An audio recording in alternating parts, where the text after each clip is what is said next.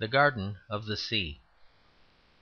One sometimes hears from persons of the chillier type of the culture the remark that plain country people do not appreciate the beauty of the country.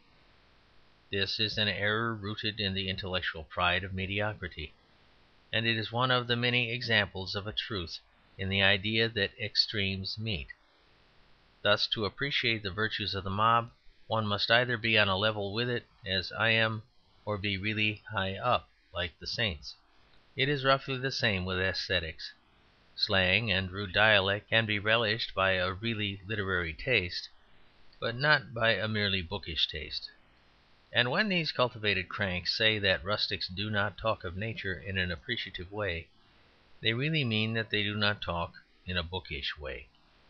They do not talk bookishly about clouds or stones or pigs or slugs or horses or anything you please. They talk piggishly about pigs, and sluggishly, I suppose, about slugs, and are refreshingly horsey about horses. They speak in a stony way of stones, and they speak in a cloudy way of clouds, and this is surely the right way. And if by any chance a simple, intelligent person from the country comes in contact with any aspect of nature unfamiliar and arresting, such a person's comment is always worth remark. It is sometimes an epigram, and at worst it is never a quotation. Consider, for instance, what waste of words, imitation, and ambiguity the ordinary educated person in the big towns could pour out on the subject of the sea. A country girl I know in the county of Buckingham had never seen the sea in her life until the other day. When she was asked what she thought of it, she said it was like cauliflowers. Now that is a piece of pure literature, vivid, entirely independent and original, and perfectly true. I had always been haunted with an analogous kinship which I could never locate. Cabbages always remind me of the sea, and the sea always reminds me of cabbages. It is partly, perhaps, the veined mingling of violet and green, as in the sea a purple that is almost dark red may mix with a green that is almost yellow, and still be the blue sea as a whole.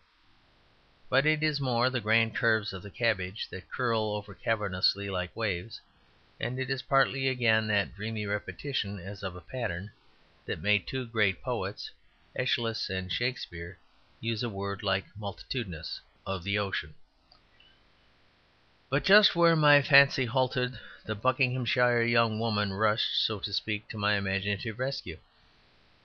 Cauliflowers are 20 times better than cabbages, for they show the wave-breaking as well as curling, and the efflorescence of the branching foam, blind, bubbling, and opaque. Moreover, the strong lines of life are suggested.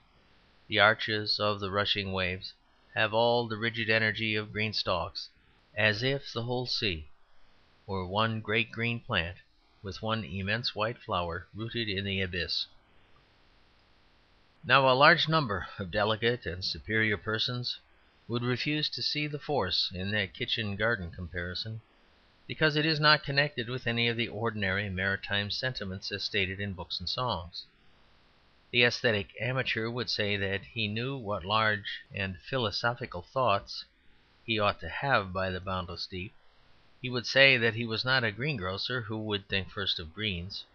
To which I should reply, like Hamlet, apropos of a parallel profession, "I would you were so honest a man." The mention of Hamlet reminds me, by the way, that besides the girl who had never seen the sea, I knew a girl who had never seen a stage play. She was taken to Hamlet, and she said it was very sad. There is another case of going to the primordial point which is overlaid by learning and secondary impressions. We are so used to thinking of Hamlet as a problem that we sometimes quite forget that it is a tragedy, just as we are so used to thinking of the sea as vast and vague that we scarcely notice when it is white and green. But there is another quarrel involved in which the young gentleman of our culture comes into violent collision with the young lady of the cauliflowers.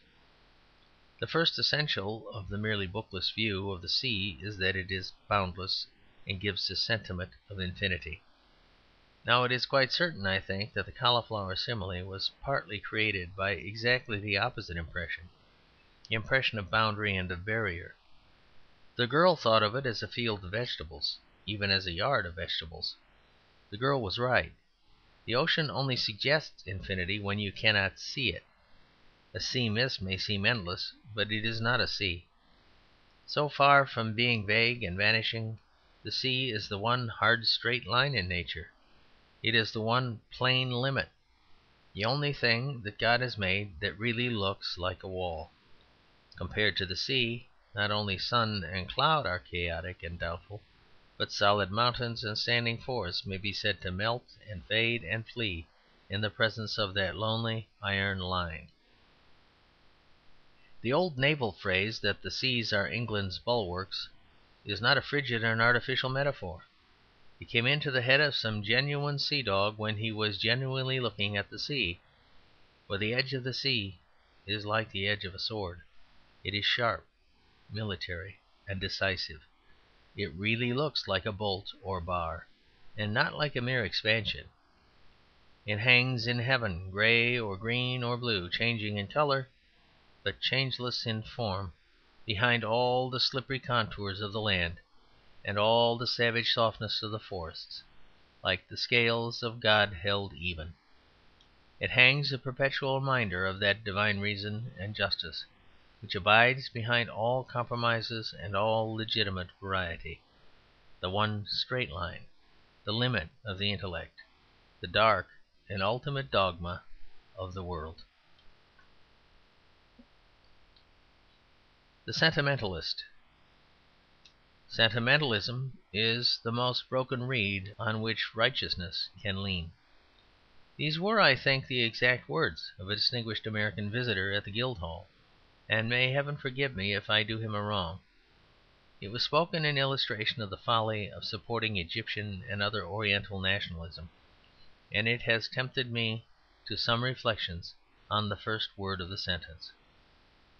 The sentimentalist, roughly speaking, is the man who wants to eat his cake and have it. He has no sense of honour about ideas. He will not see that one must pay for an idea as for anything else. He will not see that any worthy idea, like an honest woman, can only be won on its own terms and with its logical chain of loyalty. One idea attracts him, another idea really inspires him, a third idea flatters him, a fourth idea pays him. He will have them all at once in one wild intellectual harem, no matter how much they quarrel and contradict each other. The sentimentalist is a philosophic profligate, who tries to capture every mental beauty without reference to its rival beauties, who will not even be off with the old love before he is on with the new. Thus, if a man were to say, "I love this woman, but I may some day find my affinity in some other woman," he would be a sentimentalist. He would be saying, "I will eat my wedding cake and keep it." Or if a man should say, "I am a Republican, believing in the equality of citizens, but when the government has given me my peerage I can do infinite good as a kind of landlord and wise legislator," then that man would be a sentimentalist. He would be trying to keep at the same time the classic austerity of equality and also the vulgar excitement of an aristocrat. Or if a man should say, "I am in favour of religious equality, but I must preserve the Protestant succession," he would be a sentimentalist of a grosser and more improbable kind. This is the essence of the sentimentalist, that he seeks to enjoy every idea without its sequence and every pleasure without its consequence. Now, it would really be hard to find a worse case of this inconsequent sentimentalism than the theory of the British Empire advanced by Mr. Roosevelt himself in his attack on sentimentalists. For the imperial theory, the Roosevelt and Kipling theory of our relation to Eastern races, is simply one of eating the Oriental cake, I suppose the Sultana cake, and at the same time leaving it alone. Now, there are two sane attitudes of a European statesman towards Eastern peoples, and there are only two. First, he may simply say that the less we have to do with them the better, that whether they are lower than us or higher, they are so catastrophically different that the more we go our way and they go theirs,